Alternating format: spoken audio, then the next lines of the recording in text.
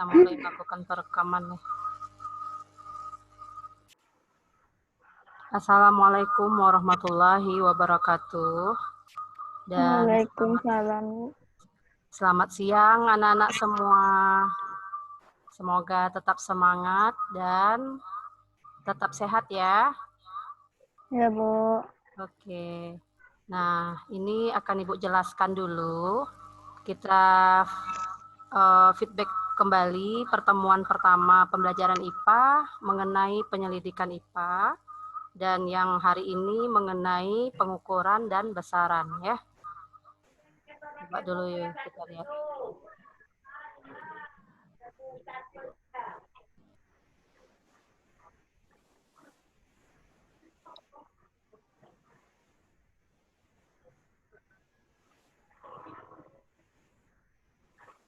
Nah, coba diperhatikan anak-anak ya. Kemarin untuk tugas IPA-nya yang pertama, itu semua yang sudah mengumpulkan, sudah Ibu nilai, ya bisa dicek kembali nanti di Google Classroom-nya. Tentu ada yang nilainya sempurna, ya nilai maksimal yang 100, dan ada juga yang masih kurang. Nah, di mana kira-kira kesalahan atau apa kira-kira yang masih belum lengkap? Baiklah, kita bahas ya. Untuk bab 1 ini, anak-anak kan semua punya buku IPA ya, sudah dipinjam di perpustakaan. Nah, di bab 1 itu kita akan mempelajari objek IPA dan pengamatannya. Di sini ada 3 pertemuan ya.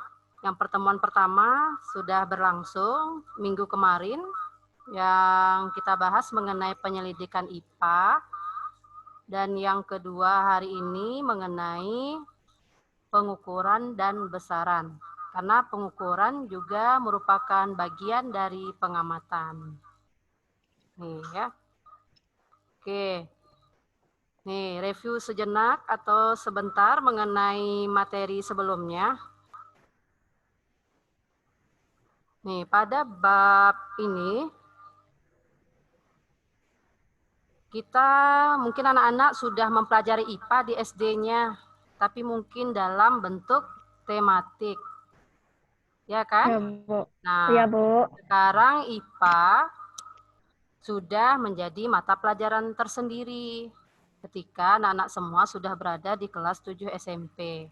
Nah, apa itu IPA? Ya, IPA kepanjangannya ilmu pengetahuan alam. Nah, ada 4 fokus utama bidang keilmuan pada IPA ini yang secara terpadu saling terintegrasi, yaitu ada ilmu fisika, kimia, biologi, dan ilmu bumi dan antariksa. Jadi cukup kompleks. Nah, di fisika itu membahas apa kira-kira? Di fisika ini membahas mengenai aspek dasar atau aspek mendasar alam semesta. Misalnya mengenai energi, gaya, gerak, panas, cahaya, dan berbagai gejala alam lainnya. Nah, di kimia ini membahas mengenai bagaimana penyelidikan tentang penyusun dan perubahan zat dan reaksi-reaksi yang terjadi pada alam ini. Kemudian, pada bidang biologi, ini juga mempelajari tentang sistem kehidupan, mulai dari ukuran kecil atau ukuran dini sampai ke ukuran yang sangat besar. Ya, yang renik itu mungkin tidak kelihatan oleh mata kita, tapi kita bisa nanti menggunakan alat bantu untuk bisa melakukan penyelidikan IPA. Nah, yang keempat itu mengenai ilmu bumi dan antariksa. Ini membahas mengenai bintang-bintang, planet, tata surya ya. Nah, mungkin sebagian anak-anak, sebagian besar sudah kita bahas mungkin di SD ya. Tapi kita akan memperluas lagi bidang IPA itu apa saja. Nah, di saat anak-anak masuk ke kelas 7 SMP, inilah harus tahu apa itu IPA. Kemudian bagaimana kira-kira ya, dan bagaimana penyelidikan IPA itu tersendiri. Oke. Yang menjadi objek IPA yaitu seluruh benda di alam dengan segala interaksinya. Ya, sesuai dengan pola-pola keteraturannya. Jadi objek itu bisa yang sangat kecil ya, seperti virus. Nah, sekarang anak-anak belajar dari rumah. Tetap jaga kesehatan. Ya, karena kita masih dalam pandemi virus COVID-19. Ini tidak kelihatan. Ini di IPA juga dipelajari. Apa itu virus? Ya, bagaimana bakteri, kemudian dan bagaimana sampai ke partikel penyusun atom dan ukuran benda-benda alam yang sangat besar sampai membahas bumi, matahari, hingga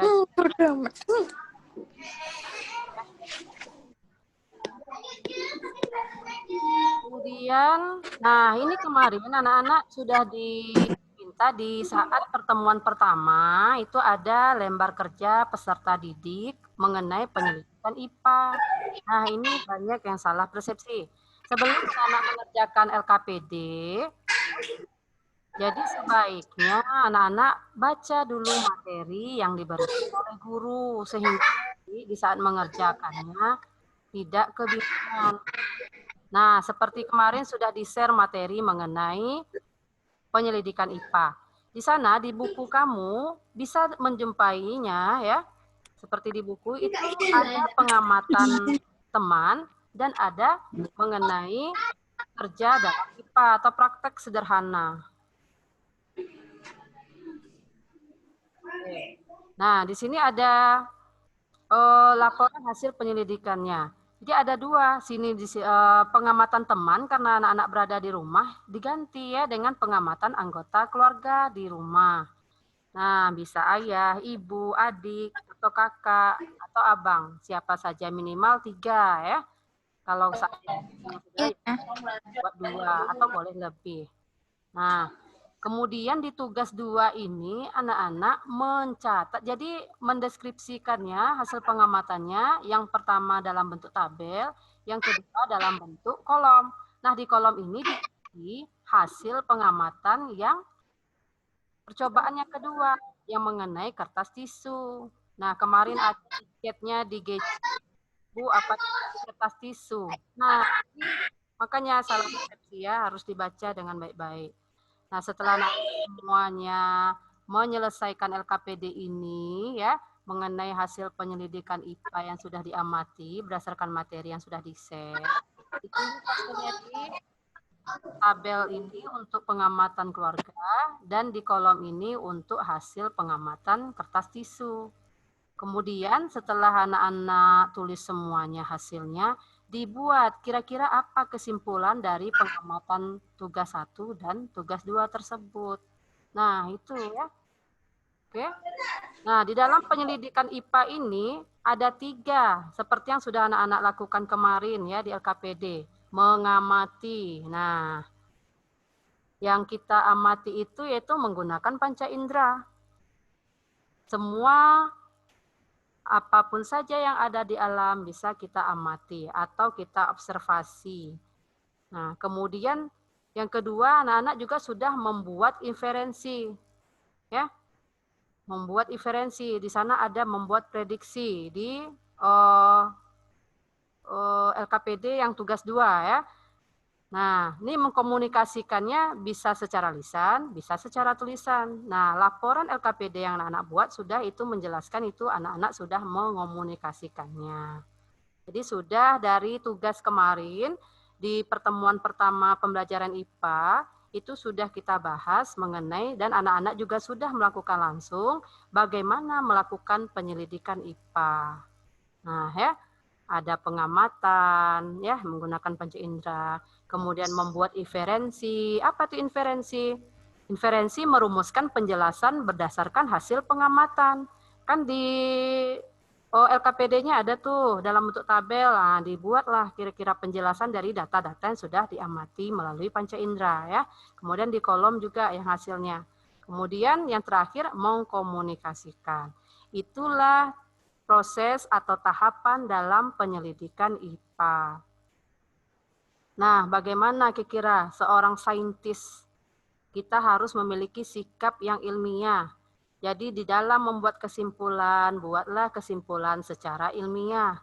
Ya, bukan hanya sepenggal kata saja. Misal kemarin ada Ibu cek ya, tugasnya keluarga kami bahagia. sepertinya antara data dengan hasil kesimpulan yang anak-anak kerjakan tidak menyambung.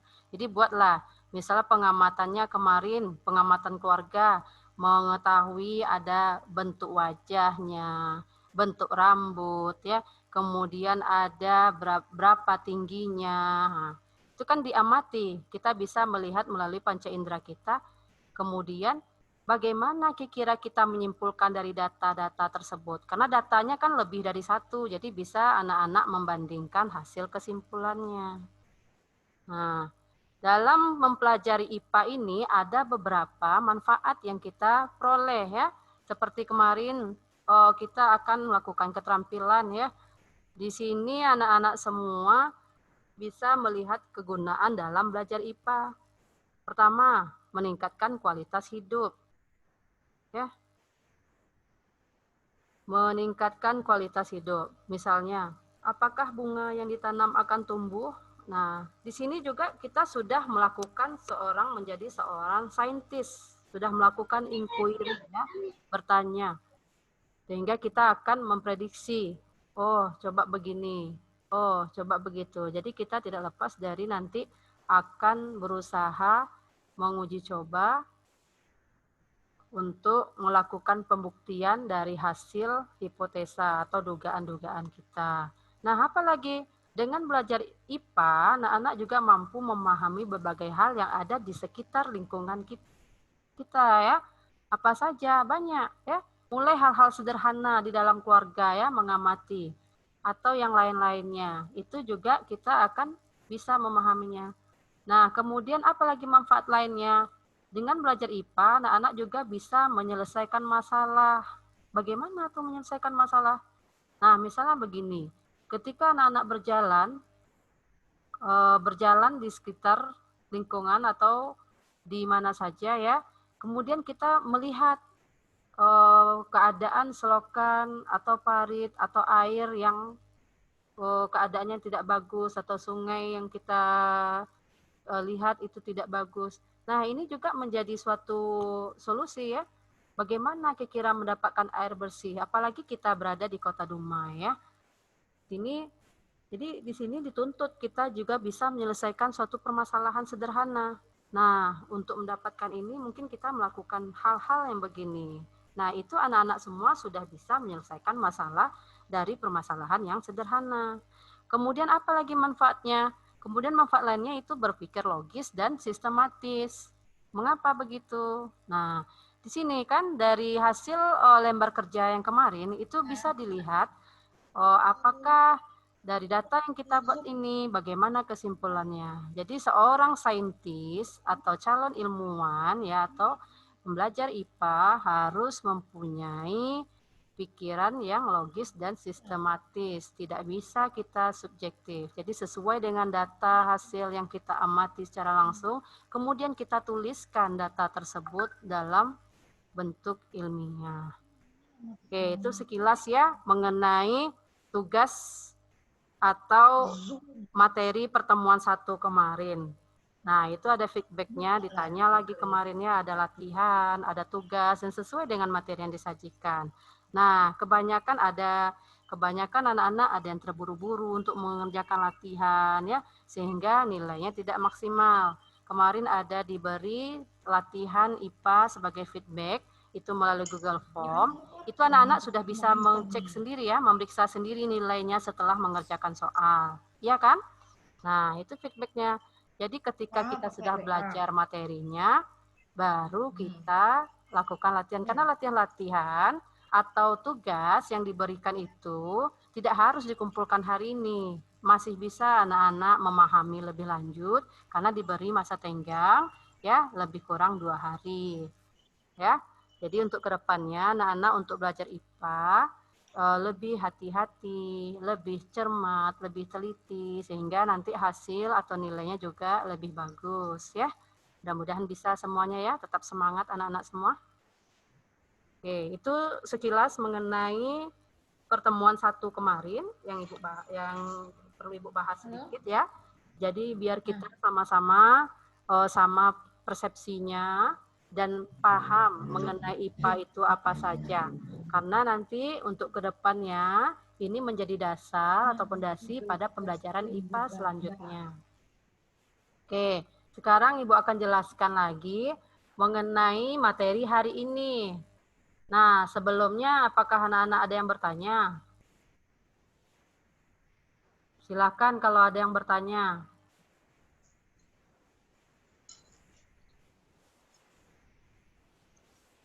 Cukup?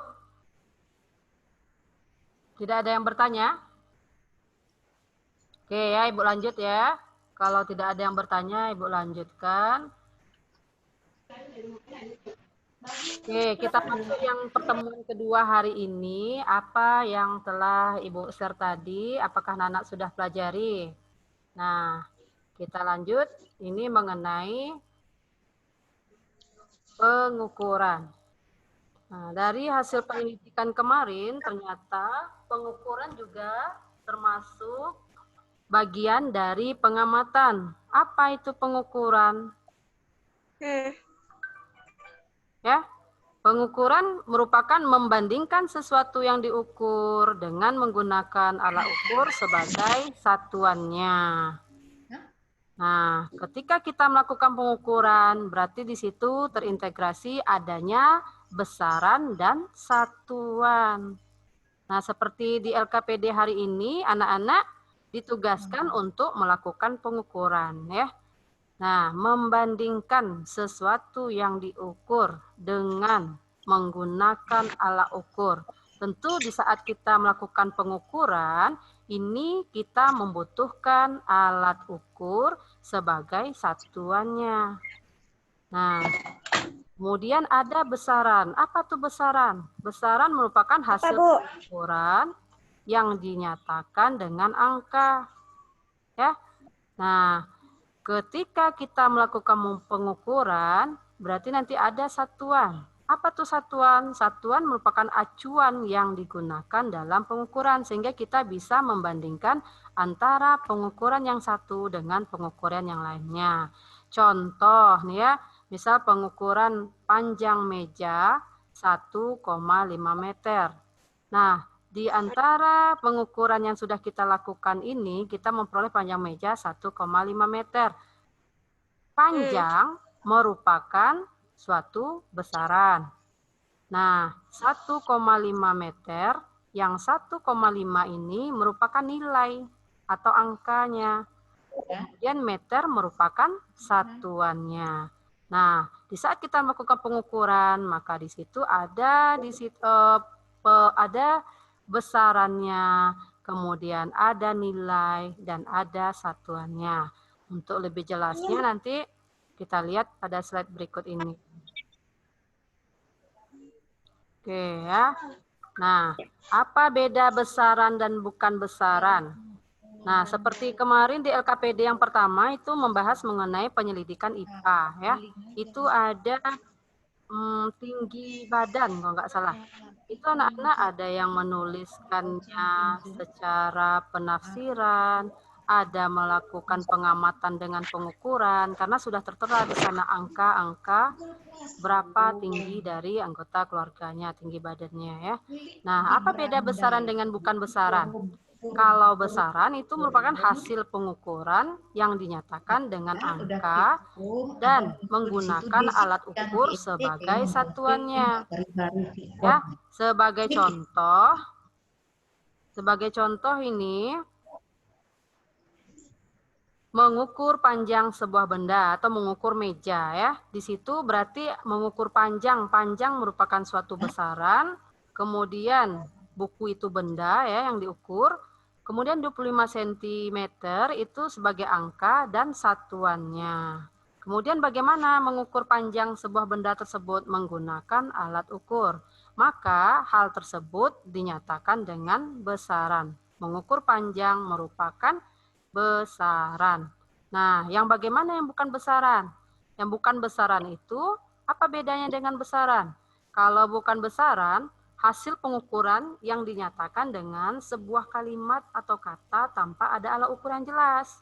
Misalnya ya, untuk mengukur kecantikan ya, apakah harus dinyatakan dengan angka? Tentu tidak ya. berarti itu bukan merupakan suatu besaran. Kecantikan, kekayaan, atau bentuk rambut ya, itu bukan merupakan suatu besaran. Jadi secara tidak langsung ketika anak-anak mengerjakan LKPD yang pertemuan pertama kemarin, itu sudah terintegrasi, anak-anak sudah melakukan pengukuran atau ada besaran dan bukan besaran. Oke, kita lanjut ya. Kemudian apa kegunaan satuan dalam pengukuran? Satuan itu digunakan untuk ya di semua tempat dan untuk jangka waktu yang lama. Satuan yang dipakai tidak akan mudah mengalami perubahan. Jadi satuan itu harus sesuai dengan standar yang telah ditentukan. Jadi nanti itu ada satuan yang baku, ada satuan yang tidak baku. Maka yang kita gunakan adalah satuan baku agar bisa digunakan di semua tempat. Ketika anak-anak melakukan satuan tidak baku, maka ini akan terjadi perbedaan dalam menggunakan dalam melakukan pengukurannya ya. Seperti halnya tadi ada kita menggunakan langkah ya, kaki, jengkal, itu juga satuan. Kalau kita tidak mempunyai alat ukur, tapi itu menjadi kendala karena tidak semuanya sama hasil pengukurannya, tergantung dari bagaimana bentuk jengkalnya, bentuk kakinya, atau langkahnya ya. Jadi itu belum bisa kita gunakan sebagai standar. Nah, kita harus menggunakan satuan yang baku yang sesuai dengan standar sistem internasional. Ada di sini satuan panjang ya. Nah, mungkin di SD anak-anak sudah mempelajari juga nih ya, satuan panjang. Mulai dari yang pakai menggunakan tangga ya, dari mulai kilometer sampai ke milimeter. Ketika kilometer ya, turun tangga maka dikali 10. Dan ketika naik maka dibagi 10. Nah, ini satuan pokok panjang. Nah, ini bisa diturunkan. Ya, satuan panjang diturunkan menjadi satuan luas dan satuan volume. Nah, atau ini pengukuran satu dimensi, yang di sini 2 dimensi dan di sini 3 dimensi. Oke, ya. Nah, ini ada kesalahan ini ya. Ini contoh beberapa konversi besaran panjang masa dan waktu. Ini kilogram, ini berarti konversi satuan masa harusnya ya. Makanya di sini kita hapus saja. Sini. Masa. Jadi apa tuh, Bu? Apa? Jadi masa. Nah, jadi masa ya. Ini masa harusnya ya. Di sini masa dan di sini waktu. Anak yang sudah dapat materinya bisa nanti dihapus saja. Ini kebalik ya. Ini kan kilogram. Ini sejam satu. Nanti ubah saja. Dihapus. Nanti diperbaiki. Jangan nanti satu antara besaran panjang, masa dan waktu. Oke, ya. Kemudian kita lanjut.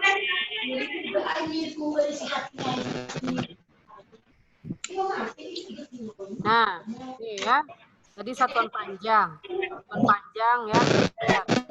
Nah, satuan massa ini kilogram. Sama halnya seperti tadi. Prinsip-prinsipnya. Kalau kita menghitung kalau kilogram ke miligram atau ke gram, maka kalau turun tangga dikalikan 10 dan ketika naik ya contohnya. Nah, untuk satuan pokok waktu ini bisa kita gunakan jam, hari, waktu, menit ya dan lain-lainnya, sekon. Tapi dalam standarnya kita gunakan sekon atau detik. Nah, ini juga ada kilosekon, hektosekon, ya sama. Nah, ini besarannya kita bahas dulu. Jadi pada dasarnya besaran itu dibedakan menjadi ada 2, besaran pokok dan besaran turunan. Besaran pokok adalah besaran yang satuannya didefinisikan atau besaran yang berdiri sendiri. Ada 7 besaran pokok. Nih ya. Seperti yang sudah Ibu share tadi di materinya, anak-anak mungkin bisa pelajari lebih lanjut ya. Nih, ada besaran 7 besaran pokok. Selain besaran pokok ini, maka dia disebut dengan besaran turunan yang akan kita bahas pada pertemuan selanjutnya ya. Nah, apa saja besaran pokok? Ya. Masa, Panjang, waktu, kuat arus, suhu, intensitas cahaya, jumlah zat. Nah, ini apa satuannya dalam standar internasionalnya ya atau SI? Nih, ini harus tahu ya. Kilogram, meter, sekon, kelvin. Nah, anak-anak bisa mengingat ini semua. Misalnya kita buat jiwa SMP. Apa tuh jiwa SMP? Jiwa, J, jumlah zat, I, intensitas cahaya. Kemudian apa? W, waktu. A, arus listrik. S, S-nya apa? Suhu. M, massa. P, panjang. Jadi itu bisa disingkat ya. Jadi untuk memudahkan anak, karena di besaran pokok ini nanti akan menjadi besaran dasar untuk pelajaran-pelajaran selanjutnya. Jadi kalau anak-anak tidak memahami mengenai besaran pokok, ini akan susah. Akan besaran pokok ini sampai anak-anak semua di kelas 3 SMP. Nah, dan bekerja ini atau Pak Mama kita buat. Nah, apa alat ukur ini? Ya, bisa dibuat di sini buat singkatan. Ya, SMP.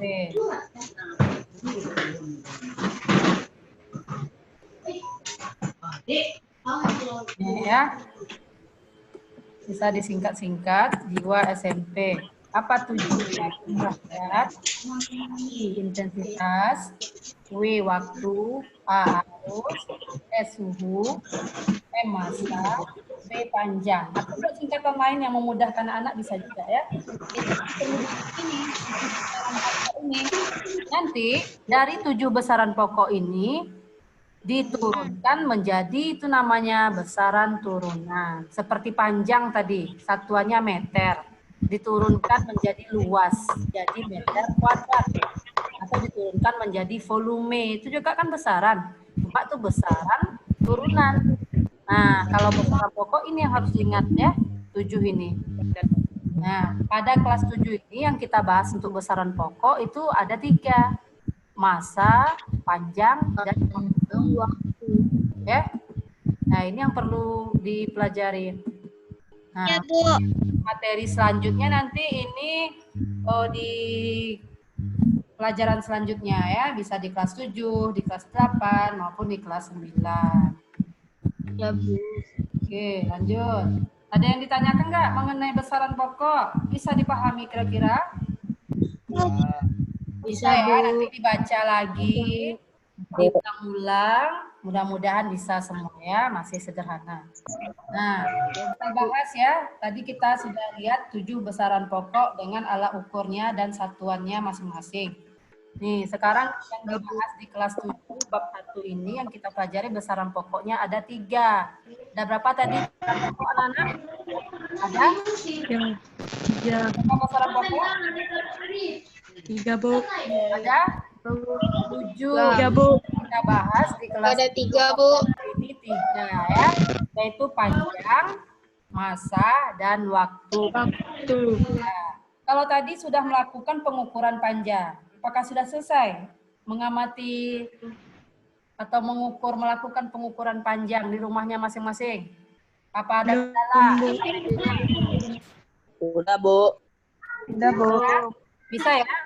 Nah, panjangnya yang diukur tuh panjang meja, ambil 1 meja saja yang ada di meja. Kemudian yang melakukan pengukuran itu boleh berganti dia bisa kamu, kemudian adik atau abang, kakak ya, atau ayah dan ibu. Jadi dibuat di kolom tabel tuh ada tuh namanya nama. Ini bagaimana cara melakukan pengukuran yang benar? Jadi hati-hati melakukan pengukuran ya. Jangan salah posisi dalam melakukan pengukuran. Ini ada posisi yang benar itu tepat dengan alat ukurnya. Apakah alat ukur yang kamu gunakan untuk mengukur panjang meja? Apakah garis, mistar, atau meteran ya? Nah, itu juga alat ukur. Kira-kira yang tepat yang mana nanti digunakan. Jadi lihat posisi yang benar cara mengukurnya. Jangan dari kiri atau miring ya, kita melihat mengukur benda yang akan kita ukur, tapi harus tepat pada posisinya. Ya, seperti ini. Ini untuk apa? Untuk mencari kesalahan hasil pembacaan pengukuran. Ketika anak-anak melakukan pengukuran dengan mistar atau penggaris, itu skalanya apa? Sentimeter. Ada yang milimeter. Nih ya, Ibu kasih contoh nih cara mengerjakan mengkonversi satuan panjang. Nih, seperti yang dibahas sebelumnya tadi ya. Nih, satuan panjang ada kilometer sampai ke milimeter. Nah, contoh, ketika turun maka kita kalikan ya. 10. Ketika naik kita bagi 10. Tergantung berapa tangga turunnya, berapa tangga naiknya. Seperti contoh nih, 4,5 kilometer. Berapa desimeter? Nah, coba perhatikan kilometer ke desimeter.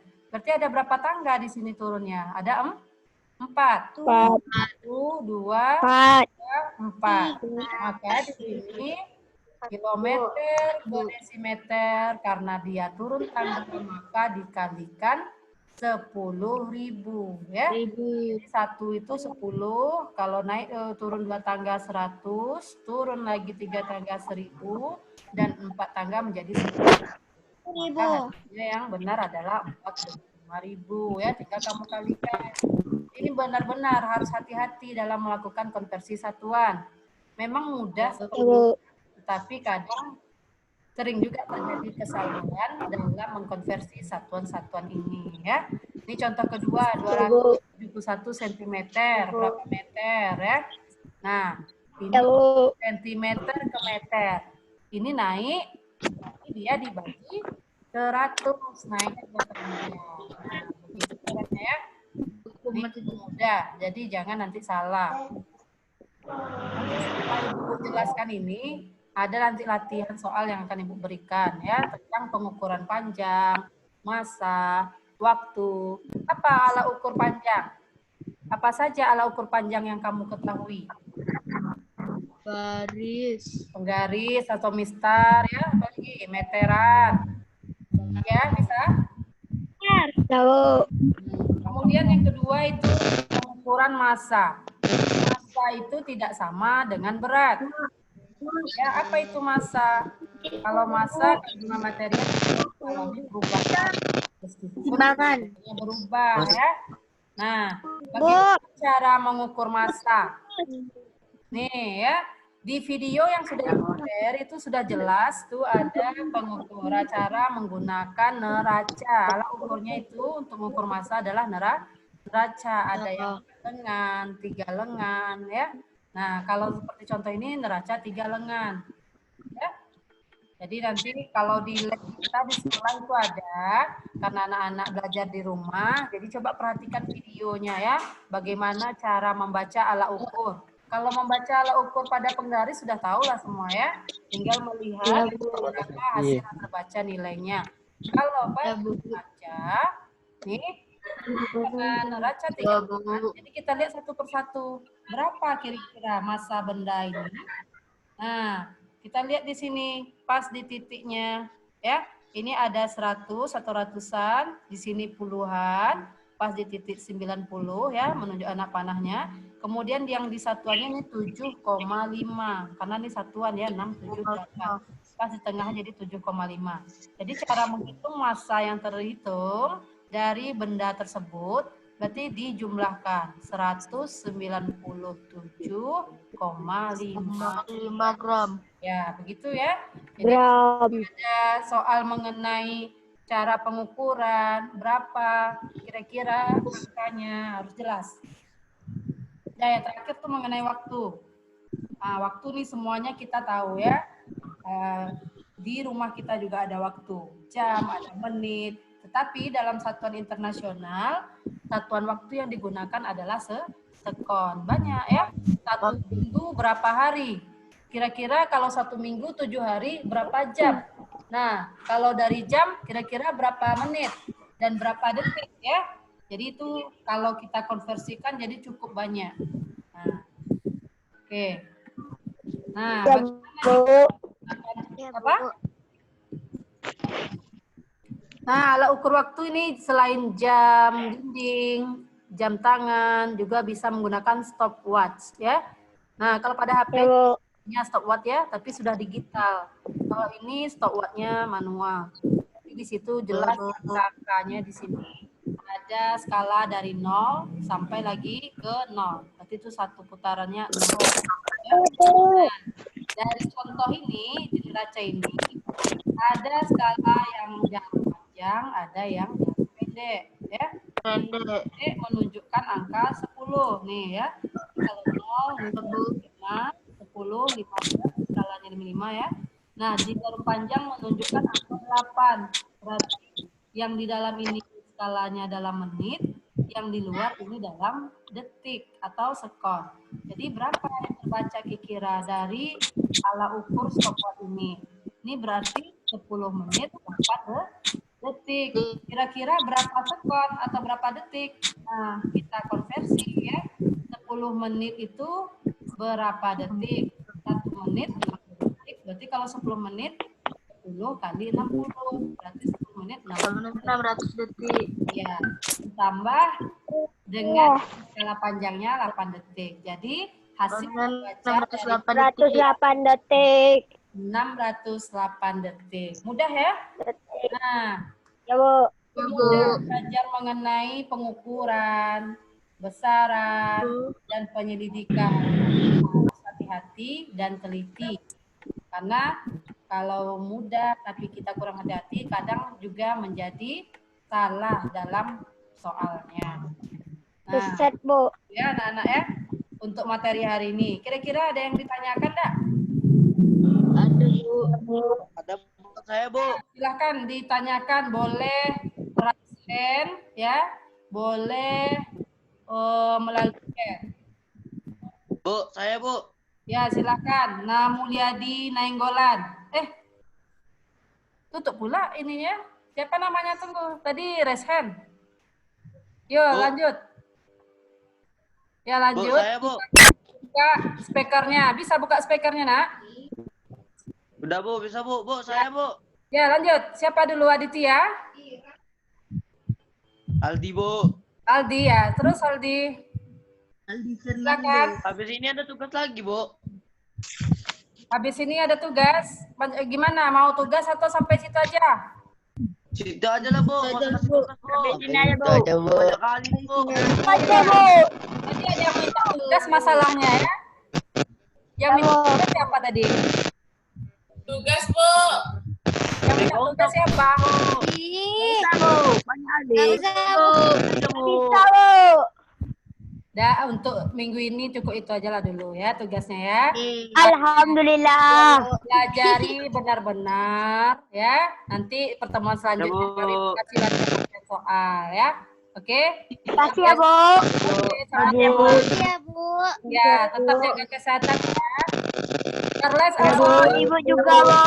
mau bertanya? Enggak? Oke. Ada lagi yang mau ditanyakan? Nggak ada, Bu. Iya, Bu. Cukup jelas? Bu. Jelas, Bu. Nah, mengenai KPD udah jelas ya. Untuk pembelajaran seperti itulah. Kita kan udah pernah juga ya. Ya. Oke, Bu. Jelas? Ya, Kamu Bu. semua mata pelajaran jangan tergesa-gesa untuk mengerjakan tugas. Ya. Dibaca baru kemudian dikerjakan lagi pengerjaannya ya. Biar nanti nilainya bagus. Oke? Oke, Bu. Oke, Bu. Oke, Bu. Sudah, ada lagi yang mau ditanyakan? Cukup jelas semuanya? Anissa tanya, Anissa tanya, Anissa. Silakan boleh dibuka kameranya ya. Kita foto. Ibu. Anissa wa Anissa. Ya, boleh buka aja kameranya. Bu. Ya, silakan. Bu, berarti setelah ini nggak ada tugas lagi ya, Bu? Nggak usah, ya. Besok Nggak ada kan, Bu? siapkan aja ya tugasnya ya. Oke, Bu, itu aja kan, Bu? Iya.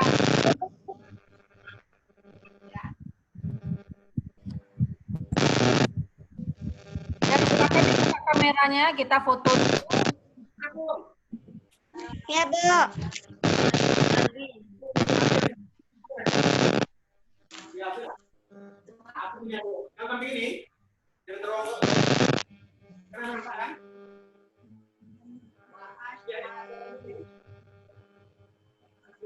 Absen sudah isi semua.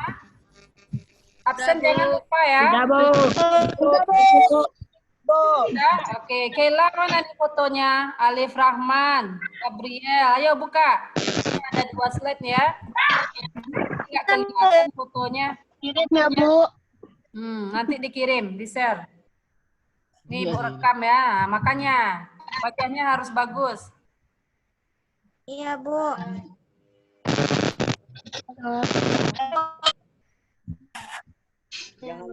Sudah, Elia itu belum fotonya.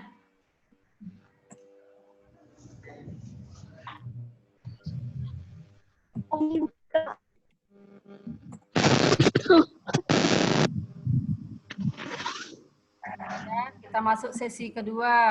Nih, ayo tampilkan yang bagus.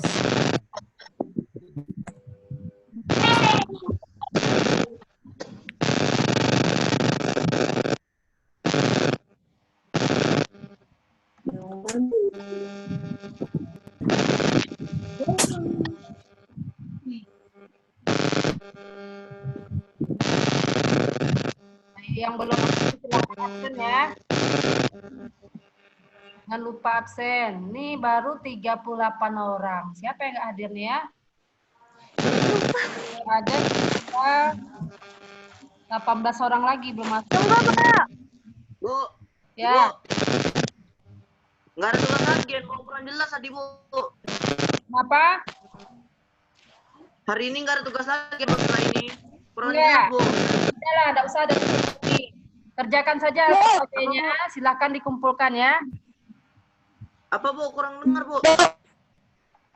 Silakan 1000 butuh foto. KPD-nya. Semuanya matikan mic-nya dulu biar jelas. Kumpulkan saja LKPD-nya. Yang sudah di-share itu tugas hari ini ya. Nah, untuk latihannya minggu depan saja Ibu kasih. Oke? Oke. Ya, kalau tidak ada lagi yang mau didiskusikan, ya, Ibu tutup pembelajaran virtual IPA hari ini, ya. Mudah-mudahan anak-anak semua bisa mengikuti pembelajaran. Yang jelas, Amin. harus tetap sehat, semangat, jangan terlalu. Kami banyak yang belum selesai. Ya. Amin. Ya, Bu. Harus jelas, oke? Bu. Tutup ya dengan assalamualaikum warahmatullahi wabarakatuh. Waalaikumsalam warahmatullahi wabarakatuh. Ya, Bu. Nah, bubar, Bu. Terima kasih, Bu. Nah, silakan dibubar ya. Mabar, mabar.